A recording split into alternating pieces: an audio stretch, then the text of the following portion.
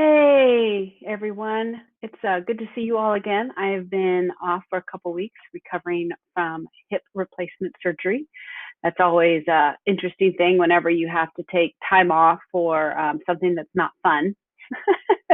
It's not like it was a vacation or anything. Um, but it does make me think about when we have these challenges in life, whether it be something as big as surgery, or you have to move, or you've got home repairs, or even just dealing with the whole COVID-19 thing. Life is always going to throw you curveballs, right? There's always going to be things that we don't like.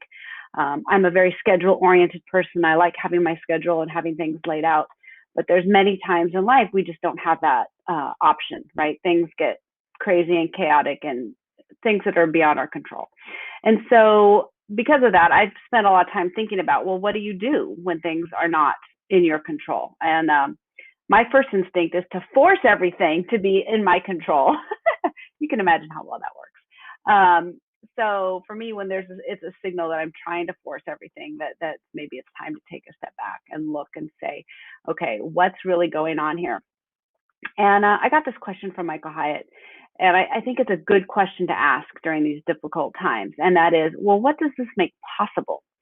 So we're often really wanting to look at the negative. I can't do this. I can't do that. I can't get this and this and this done. But what are the things that you can do? And maybe in some certain circumstances, you can do things that you couldn't do normally, whether that's simply spending more time reading or listening to podcasts or whatever it might be, music, hanging out, visiting with friends and family, whatever it might be. There's always something that is now possible in the situation. So I guess my encouragement to you is when you go through difficult times with life, with your writing, with whatever it might be, kind of turn the question on its head and say, okay, what does this make possible?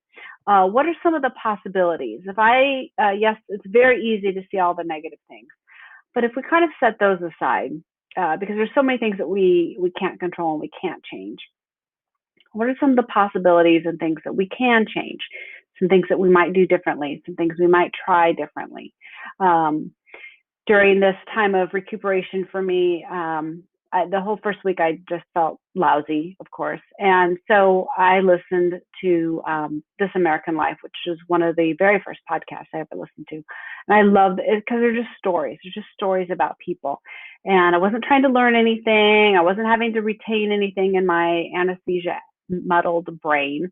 I was just able to listen to stories, and I could drift in and out and whatever. And at some level, that was sort of feeding my soul.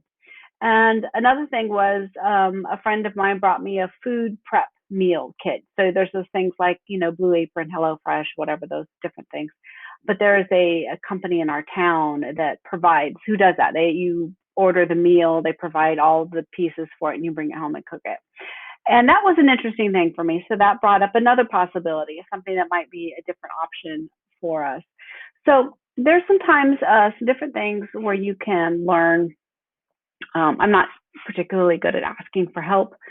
So when people have said to me, what can I do to help? Or is there anything I can do? I tried to make an agreement with myself to always say yes. Yes, there's something you can do for me.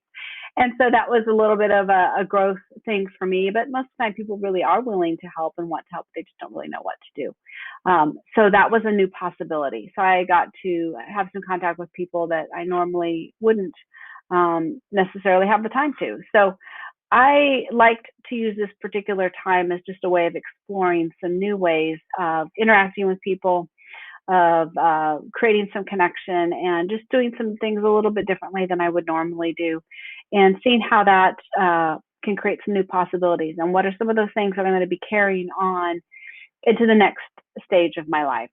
So all that is to say, as you are thinking about when you go through life change and difficulties, and of course with the coronavirus, everything's different as we move into school sessions, and those are all looking very different.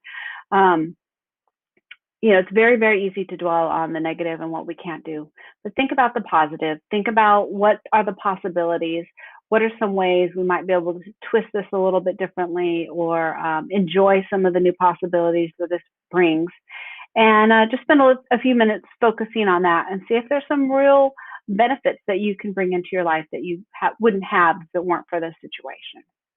All right, that's it for this week.